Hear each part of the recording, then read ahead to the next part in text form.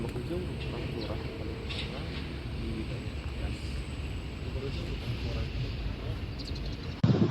Tambak Rejo adalah kelurahan paling utara di wilayah Kecamatan Gayam Sari, Kota Semarang, Provinsi Jawa Tengah. Kawasan Tambak Rejo memiliki luas wilayah sekitar 74,25 hektar dengan kepadatan penduduk sekitar 10.429 jiwa dan sekitar 3.481 kepala keluarga, menurut data yang dilansir oleh pemerintah Kota Semarang. Adanya kepadatan penduduk yang sangat besar ini menjadikan kawasan ini memiliki rumah dan bangunan yang cukup padat. Hal inilah yang memperparah fenomena land subsidence di daerah ini. Baik, jadi siang hari ini kita sudah berada di Kelurahan Tambak Rejo, Kecamatan Gayam Sari, Kota Semarang, Provinsi Jawa Tengah. Bisa dilihat beberapa rumah warga pada kondisi sekarang sudah mulai tenggelam oleh land subsidence. Bisa dilihat juga kondisi air laut di kawasan ini sedang mengalami pasang meskipun belum mengalami pasang tertinggi. Menurut penelitian terbaru pada tahun 2023, penurunan muka tanah di daerah ini sekitar 10-13 cm per tahunnya. Kawasan ini juga sering dilanda oleh banjir, terutama jika ada air laut sedang pasang atau sering juga kita sebut dengan banjir rob. Ya baik, seperti yang telah kita ketahui ya, land subsidence itu merupakan penurunan muka tanah.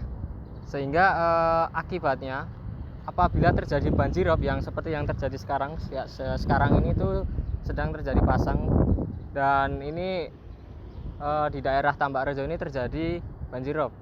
Dan di land subsidence ini memperparah adanya banjir ini.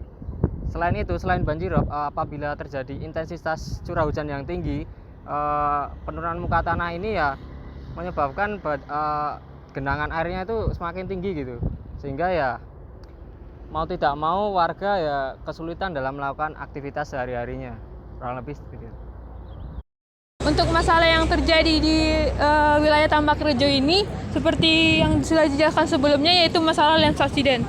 Land subsidence yang terjadi di Tambak Rejo ini membuat wilayah pemukiman semakin rawan terhadap banjir rob dan tergenangnya wilayah perumahan warga akibat dari pasang itu sendiri. Untuk isu gendernya sendiri, itu terkait dengan mobilitas dari para lansia, ibu hamil maupun anak kecil. Seperti yang kita lihat di belakang saya, di sini ada tangga untuk memasuki rumah warga. Itu pastinya tangga ini akan bagi lansia, maksud saya, itu akan kesulitan untuk menaiki rumah tersebut. Untuk mobilitas sendiri itu terkait dengan jalanan-jalanan yang ada di wilayah Tambak Rejo ini, seperti yang kita lihat kalau sedang terjadi pasang, jalanan di pemukiman ini tergenang banjir sehingga menghalangi mobilitas warga. Dari permasalahan yang ada tentu berdampak pada masyarakat di Tambak Rejo.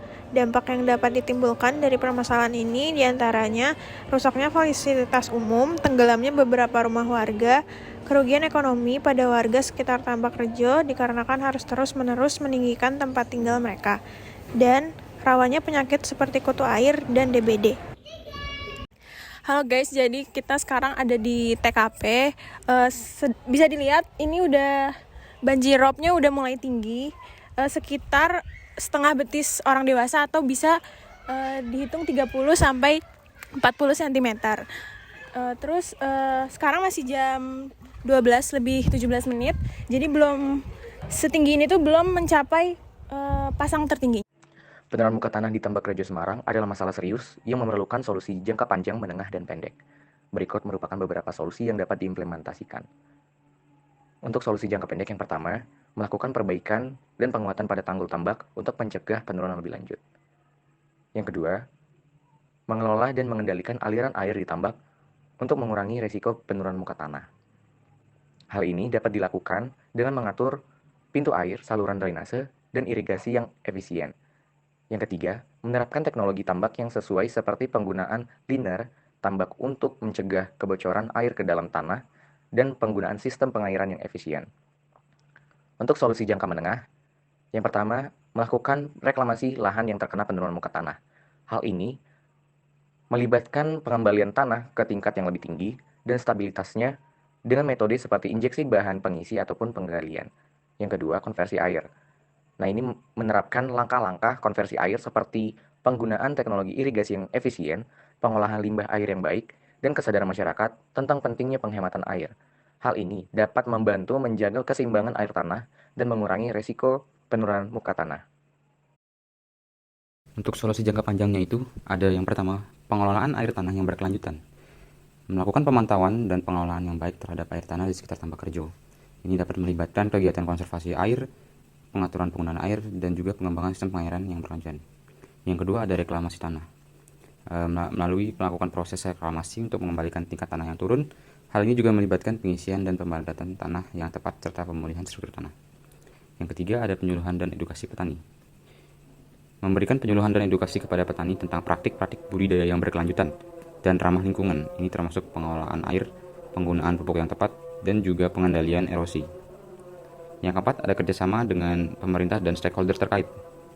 Mengadakan kerjasama dengan pemerintah setempat dan lembaga terkait untuk mendukung upaya pengelolaan dan rehabilitasi tambak. Hal ini melibatkan alokasi sumber daya, pemantauan, dan pembaruan kebijakan yang relevan. Penerapan solusi-solusi ini memerlukan kerjasama dan keterlibatan semua pihak yang terkait, termasuk masyarakat lokal, pemangku kepentingan, serta dukungan aktif dari pemerintah dan stakeholder terkait. Melalui kolaborasi yang sinergis, diharapkan dapat mencapai hasil yang lebih efektif dalam mengatasi penurunan muka tanah di Tambak Rejo.